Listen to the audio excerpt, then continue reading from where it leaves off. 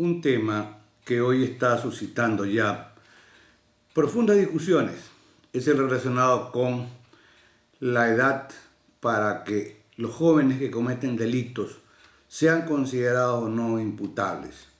Solamente con fines de conocimientos hay que recordar que la imputabilidad es un contenido de la culpabilidad, que la imputabilidad puede ser apreciada como la capacidad de comprender la criminalidad del acto y determinarse de acuerdo con esa comprensión. Pues bien, dentro del estudio de la culpabilidad, que es juicio de reproche, la culpabilidad permite determinar cuál debe ser el monto de la pena justa o proporcionada de acuerdo con la gravedad del delito. Pero presupuesto para llegar a ese juicio de reproche de culpabilidad es que exista un acto típico y antijurídico y que el sujeto sea imputable, es decir, que tenga capacidad de responsabilidad penal. En el caso de los jóvenes que cometen delitos en el Ecuador, esos jóvenes hasta la edad de 18 años, hoy, a junio del año 2013, son considerados inimputables desde el punto de vista penal. Y a partir de los 14 años, de acuerdo con la gravedad de la conducta antisocial constitutiva de delito, podrían ser institucionalizados por un máximo de hasta 4 años. Dicho de otra manera, bajo el argumento de una medida socioeducativa, que en el fondo es privación de la libertad, podría estar institucionalizado hasta los 22 años de edad, no obstante que podría tratarse de hechos muy graves, como violaciones, como secuestro de personas, como asesinato, etc. ¿Cuál ha sido el tratamiento histórico con respecto a la conducta del menor? Hay dos discursos a lo largo de la historia. El discurso que se llama de la doctrina de la situación irregular, donde era mirado el niño, el joven en aquella época llamado menor, como un objeto del derecho, sin derechos. Y la doctrina de la protección integral, que se debate a partir de la década de los 80, se consolida en el mundo en la década de los 90 con la Declaración Universal de Naciones Unidas de Niñez y Adolescencia. Posiblemente allí han terciado juristas notables como los profesores argentinos y amigos muy queridos, Emilio García Méndez y Mari Beloff, y un gran jurista italiano como era el profesor Alessandro Baratta. Traía ese discurso en favor de los derechos del niño y del adolescente. Con la doctrina de la protección integral se convierte o se pretende convertir al niño, al joven, aún el que comete delitos, en sujeto de derechos. Y se pretende que tenga en esa línea tantas garantías como las que tiene un delincuente mayor de edad. No obstante, en los Estados Unidos sigue existiendo o ha habido un discurso mortícola con respecto a los jóvenes delincuentes. Hoy hay una moratoria en ejecución de la pena de muerte porque allí dependía de la capacidad de los jueces que determinaban a base de un dictamen de especialistas si tenían o no capacidad para responder penalmente. El hecho cierto es que la experiencia mía trabajando más de 30 años con Amnistía Internacional en Derechos Humanos nos llevó a conocer que los delincuentes jóvenes ejecutados en Estados Unidos tenían dos características. Primero, pertenecían a la raza negra. Y en segundo lugar, se trataba de jóvenes que tenían graves problemas de retardo mental o graves trastornos de personalidad. En el Ecuador y en estos días, junio del año 2013, por un hecho, yo sé, grave y repudiable, como es el asesinato de 3 personas en 4 días, incluyendo un policía, por jóvenes que se fugaron de una cárcel en Riobamba, se pretende, uno, que se baje la edad de la imputabilidad penal. Se dice, se estará discutiendo que puede ser 16 años, que puede ser 14.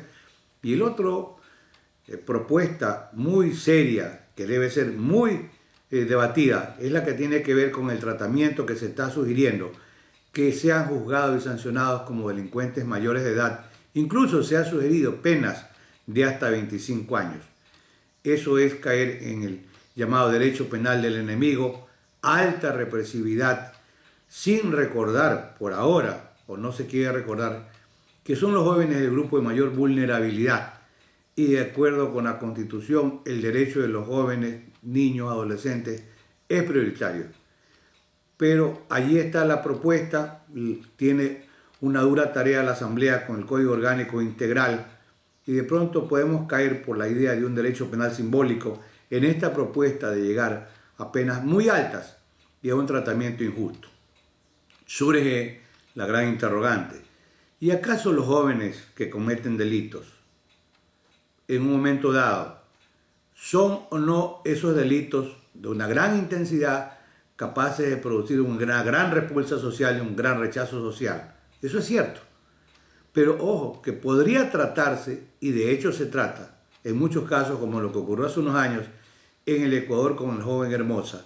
Era un delincuente serial, era un delincuente, era un psicópata con una personalidad, ¿verdad?, irreversible o irrecuperable. Ese joven nunca debió salir en libertad. A él debió aplicársele, por su condición de un psicópata, de un asesino serial, un internamiento de por vida. No es la gran pregunta en dónde ubicarlo. Esa es, señores, tarea y responsabilidad del Estado. Los asesinos seriales, los asesinos recuperables, ¿verdad?, aquellos que son irreversibles, con trastornos de personalidad que no tienen cura alguna, cualquiera que sea la edad, debieran permanecer de por vida institucionalizados. En estos días alguien me preguntaba: ¿es posible una unidad hospitalaria psiquiátrica dentro de la cárcel? Por supuesto que sí. Y cuando se están gastando decenas de millones de dólares en habilitar y en construir nuevas cárceles en el Ecuador, ¿por qué no construir un gran pabellón psiquiátrico donde todos esos delincuentes irrecuperables permanezcan aislados de la sociedad de por vida? Esa es la única manera como con seguridad no volverán a matar o no volverán a violar.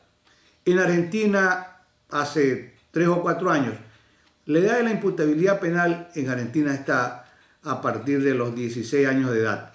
Y por un hecho de un joven que asesinó a un transportista, se pretendió bajar la edad de la imputabilidad penal a 14 años. Ese joven tenía 15 años.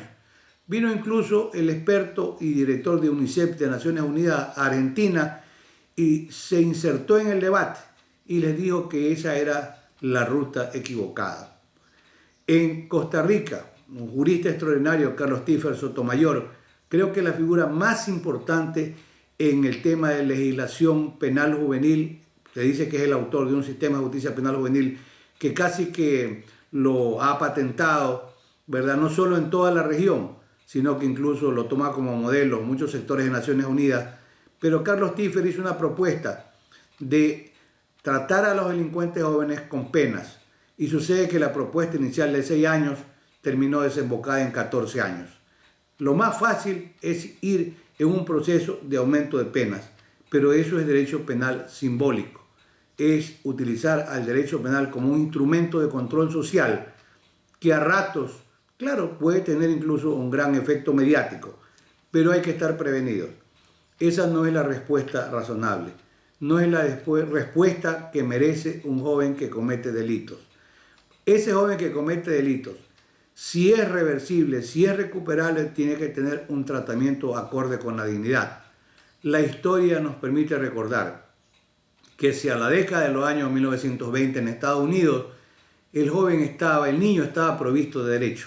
Ernest Shaver, un gran criminólogo de la Escuela de Criminología Crítica de Berkeley en Los Ángeles, California, en un trabajo que se refiere a los salvadores del niño o inventores de la delincuencia, recuerda que Mary Ann es el caso de una niña maltratada por sus padres.